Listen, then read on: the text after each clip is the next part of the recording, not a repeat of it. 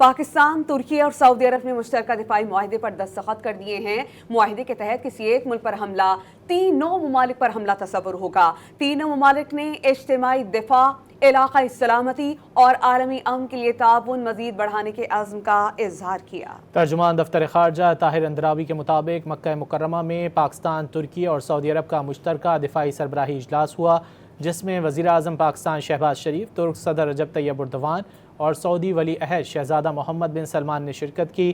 तीनों ममालिक के दरमियान मक्के में मुश्तरका दिफाई मुआहदे पर दस्तखत किए गए, जिसका मकसद दिफाई ताउन को मज़ीद मजबूत और बाहिमी सलामती को मुस्तहकम बनाना है। पाकिस्तान, तुर्की और सऊदी अरब ने इज्तिमाई दिफा और मुश्तरका सलामती को मज़ीद मजबूत बनाने के अज़्म का इआदा किया।